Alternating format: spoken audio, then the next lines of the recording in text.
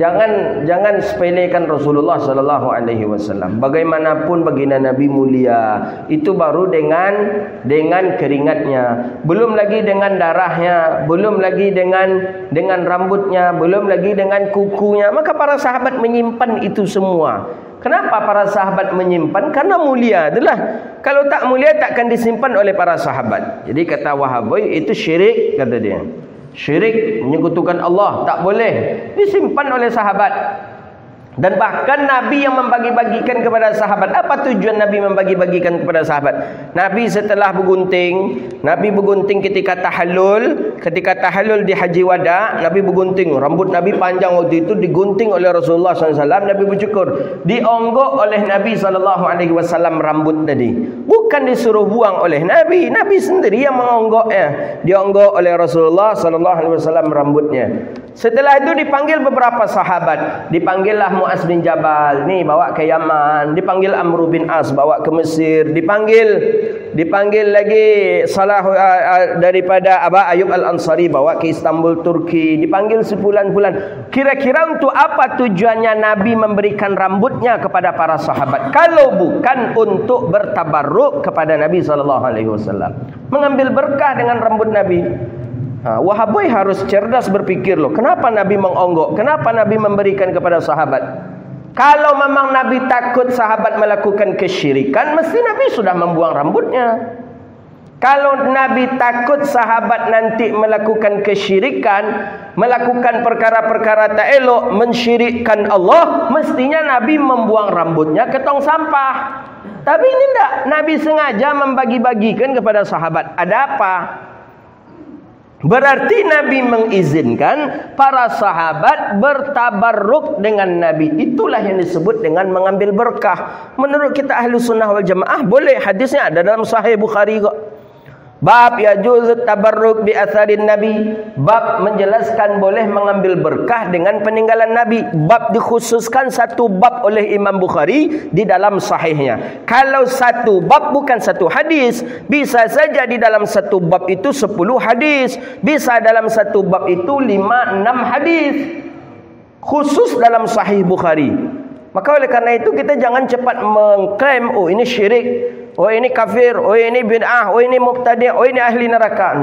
Tidak. Coba kita pikirkan, kenapa Nabi mengonggok, kemudian Nabi bagikan kepada para sahabat? Untuk apa kira-kira? Kenang-kenangan saja? Untuk apa kira-kira? Nabi mengatakan, Nabi sudah menjelaskan kepada para sahabat, ana asyrafun ahsanun nasi khalqan wa khuluqa. Aku ni sebaik-baik manusia dari sisi ciptaan dan dari sisi akhlak. Maka kalau sudah Nabi orang yang paling baik, maka kita dianjurkanlah untuk meniru dan bolehlah mengambil berkah kepada peninggalan Nabi. Maka bukan saja rambut Nabi, belum lagi kuku Nabi. Nabi menggunting kuku tak dibuang oleh baginda Nabi, juga dionggok dalam satu riwayat. Apalagi darah Nabi cuman yang Nabi suruh buang. Dan itu pun sahabat tidak membuangnya. Siapa itu? Abdullah bin Zubair. Abdullah bin Zubair, Nabi perintahkan buang darahku ni, kata Rasulullah SAW, di tempat yang tak dilihat oleh orang. Yalah, baik ya Rasulullah. Berangkatlah Abdullah bin Zubair ke belakang rumah Nabi SAW. Berjalan, lihat kiri kanan, tak nampak orang. Langsung berpikir Abdullah bin Zubair nak membuang darah tadi. Ketika nak dibuang, berpikir, kata Abdullah bin Zubair, kalau aku buang berarti aku melihat darah. Sedangkan Nabi berpesan buang darah ini di tempat yang tak dilihat oleh orang. Jadi macam mana caranya? Dipejamkan matanya oleh Abdullah bin Zubair, diminum darah Rasulullah SAW. Hadisnya juga sahih. Pergi menghadap baginda Nabi membawa gelas kosong, tak ada darah lagi. Jadi kata Nabi, sudah engkau buang? Sudah ya Rasulullah. Di mana? Di tempat yang engkau suruh ya Rasulullah. Saya suruh di mana? Kata Nabi. Di tempat yang tak dilihat oleh orang ya Rasulullah. Kata Nabi, di mana tempatnya? Nabi pun bingung, di mana tempat yang tak ditengok darah. Setidaknya dia kan orang. Ketika dia buang, dia nampak. Kata Abdullah bin Zubair, syaraktu ya Rasulullah. Aku minum darahmu ya Rasulullah.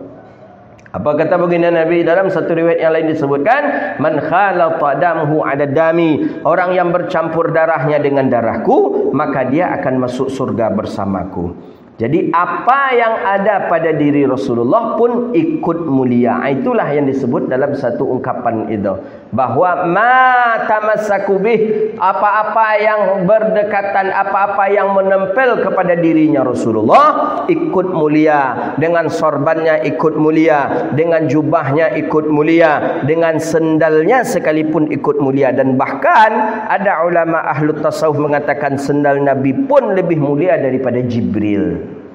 Lebih mulia daripada Jibril sendalnya Rasulullah. Kenapa? Imam Subuki membahas, Imam Darul Qutni, Imam Tabrani membahas masalah itu, masalah sendal Nabi saja. Kenapa? Ketika peristiwa Isra wal Mi'raj, Isra wal Mi'raj, Nabi sallallahu alaihi wasallam sampai ke Sidratil Muntaha, sampai ke Mustawa, sampai ke Raf-Raf. Sedangkan Jibril tidak sampai ke tempat yang tiga tadi. Jibril tak sampai ke Sidratil Muntaha, Jibril tak sampai ke Mustawa, Jibril tak sampai ke Raf-Raf. Jibril ada mengatakan cuma sampai langit yang ketujuh saja. Nabi berangkat terus. Nabi berangkat ini berbeda dengan Nabiullah Musa. Nabi kita berangkat terus sampai ke Sidratil Muntaha, terus sampai ke Mustawa. Itu Nabi memakai sendal. Maka kata ulama tasawuf, sendal yang dipakai oleh Rasulullah itu lebih mulia ketimbang Jibril. Jibril belum pernah sampai ke Mustawa, Jibril belum pernah sampai ke Sidratil Muntaha, Jibril belum sampai ke Raf-Raf. Sendal Rasulullah sudah sampai ke Raf-Raf. Begitu dia. Kalau Nabiullah Musa, Nabiullah Isa yang munajat di Bukit Tursina, itu dianjurkan munajat kepada Allah dengan membuka sendal. Kalau baginda Nabi untung tak ada perintah itu, langsung dengan sendal. Maka dibuatlah kitab pembahasan khusus tentang Na'lus Syarif, tentang sendalnya Rasulullah sallallahu alaihi wasallam. Pokoknya apa yang melekat pada diri Rasulullah, maka itu ikut mulia. Dan bahkan bukan yang melekat saja, yang pernah diinjak oleh Nabi pun ikut mulia. Tanah diinjak oleh Nabi ikut mulia, maka disebutlah tanah Madinah tu mulia. Kenapa tanah mulia, tanah Madinah tu mulia? Sehingga disebut oleh para ulama turabuha syifa. Debunya Madinah, tanahnya Madinah itu obat. Apa maksud obat tanah Madinah? Memang ada orang yang buta datang ke Madinah, kemudian datang angin kencang membawa debu-debu Madinah dan masuk ke dalam matanya, dan matanya menjadi sehat. Kenapa? Apa sebabnya? Karena tanah Madinah sering dijejaki, diinjak oleh Sayyidina Rasulullah sallallahu alaihi wasallam. Maka jangan kita heran kemuliaan itu ada pada diri Rasulullah, seperti darahnya, seperti air liur Nabi dalam hadis sahih Bukhari, seperti keringat Nabi. Itu bagian seluruhnya min mu'jizatihi syarif, bagian daripada karunia Allah yang Allah berikan kepada Nabi sallallahu alaihi wasallam. Air liur Nabi buka dalam kitab hadis, dalam sahih Bukhari ada itu. Air liur Nabi bisa mengobati orang sakit mata, Ali bin Abi Thalib. Air liur Nabi bisa menempelkan kembali luka yang sudah besar, menganga, sampai masuk tangan ini ke dalamnya. Saking kuatnya, teganggang itu, masuk jari ke dalamnya. Bisa kembali utuh dengan air liur Rasulullah. Hadis dalam sahih Imam Ibn Hibban. Siapa yang ketiga itu, yang terluka itu? Salamah bin Aqwa. Salamah bin Aqwa ikut perang, luka besar, dibawa. Dulu obatnya tak ada, diikat saja, berhenti darah, berarti orang ini panjang umurnya. Tapi ketika diikat darah tetap mengalir, berarti orang ini mati. Jadi Sayyidina Salamah bin Aqwa sudah diikat tapi darah tetap mengalir.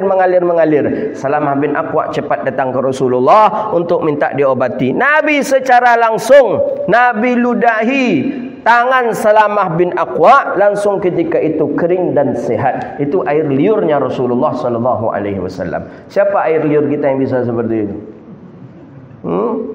Tak ada. Makanya itu pula lah dalilnya orang tua-tua kita kalau luka dia gigi jeliunya dulu. Luka gigi jeliu katanya. Kadang tambah infeksinya kerana banyak makan tarasi makan apa bagai. Jadi air liur Nabi menghidupkan sumur yang mati. Banyak. Pokoknya perkara yang hina mungkin dalam anggapan kita, tapi di diri Rasulullah itu perkara menjadi mulia.